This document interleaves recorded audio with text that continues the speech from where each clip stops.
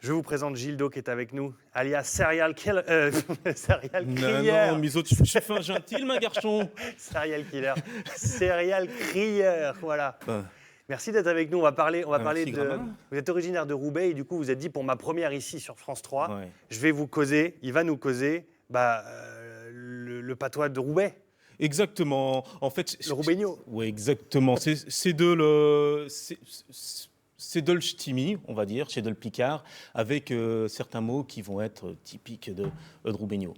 Bon, c'est sympa d'être venu. En tout cas, vous avez vu de la lumière, ça vous a plu ici. Exactement. J'ai vu de lumière, j'ai buqué à l'huche, et puis sur un trait, et puis ben voilà, me v'là.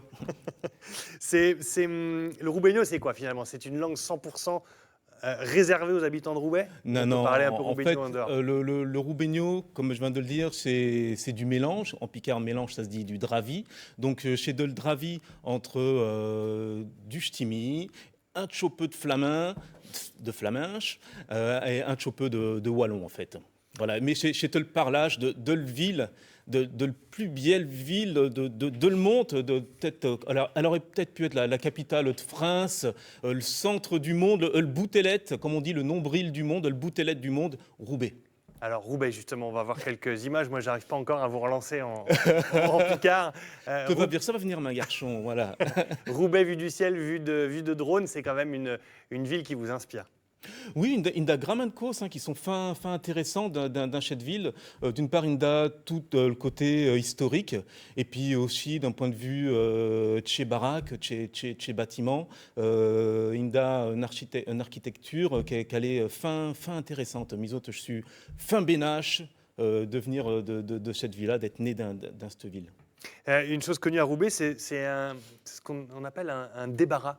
Le Oui, débarras. alors par exemple, le débarras, donc en picard, ça se dit un carin, et en roubaigno, on va dire un coach. Ouais. Un garçon, ça se prononce un. Alors, un garçon, ça va être manoque, ou on va dire menhir. Donc, bien évidemment, menhir, ça n'a rien à voir avec le menhir, donc le gros cailleux qu'Obélix, tu connais chaud, Oui, oui. Obélix, hein, Stilal qui a des cavues avec des couettes et puis une grosse porrette. Donc non, menhir, ça n'a rien à voir avec chat. Menhir, donc c'est du flaminche, justement, menhir. Et on en profite pour faire une grosse baisse à terre touchée Jean de la partie flamande du nord, donc Dunkerque, Hasbrook. Une grosse baisse à Chéjeun, des otches, comme les Des qui disent. Le picard se distingue quand même du roubaigno par la prononciation de certaines syllabes. Ben, milliard. Syllabes, oh là là. Milliard, t'as un segment de cause, Tizot. T'as bien préparé. Hein. J'ai travaillé. Effectivement, un picard, le son que, un roubaigno, ça va se prononcer tche, comme par exemple canter. D'un schnorr, chez Tioché, Coron. Excuse-moi, chez le matin, bon. Mais ça va se prononcer du coup chanter. Hommage Et au RC Lens. Pardon? Hommage au RC Lens. Oui. Au nord, bah c'était oui, les corons, c'est là-bas c'est vrai. qu'on chante ça. On chante beaucoup là-bas, d'ailleurs. Oui, il y a toute une culture de le canchon de Roubaigno. Alors, bon, je n'ai peut-être pas canté les chansons de Roubaigno, bah, si, sans oublier les babegnos, à ce qu'un est fier d'être Roubaigno. Une petite expression, par exemple, je ne sais pas. Comment est-ce qu'on dit je ne sais pas Alors, je ne sais pas. Je ne sais mis. En picard, ça va être j'insérin mi. Ah oui, non, d'accord. Et en Roubaigno, ça va être tchéné mi. Hmm. Et ça aussi chez Deloitte. Des gros mots, ça existe aussi.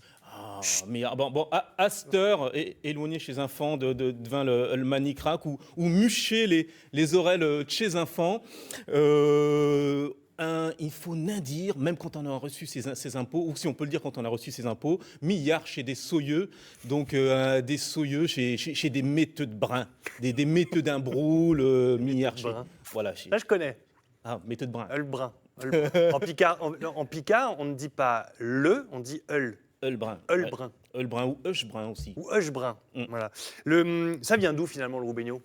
Alors, C'est historique, c'est ancestral. Oui, tout à fait. En fait, le Roméo, donc chez Del Picard, et il a eu un moment, du que je sais que Roubaigno était une ville, du que je sais qu'il avait gramin d'usines de textiles, du que je sais qu'on fabriquait, donc du que je sais qu'on busillait, comme que chacun dit un Picard, des casaques, des kémiches, des marronnes, des cochettes, et la tête.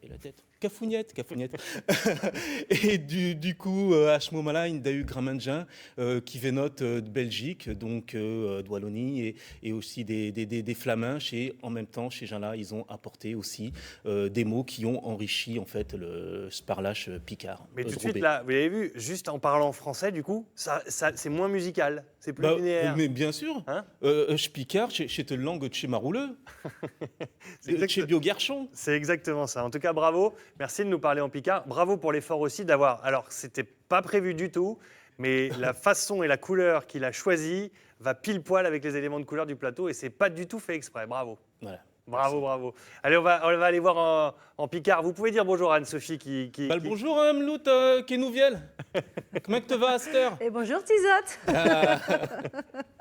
Ouais, Anne-Sophie, vous êtes Moi, un je peu sais pas comme très moi. bien On parler, est, en voilà, picard. on est un peu limité on comprend, mais c'est tout. Voilà, c'est tout. Et d'ailleurs, j'ai pas de questions pour vous ce matin, juste une petite réflexion de Marie qui habite Roubaix, justement, et qui a découvert en feuilletant le sommaire de l'émission hier que le roubaigno était une langue. Pour elle, un roubaigno, c'est un tio qui est né à Roubaix, quoi. Voilà, elle pensait pas que c'était un langage. Eh oui.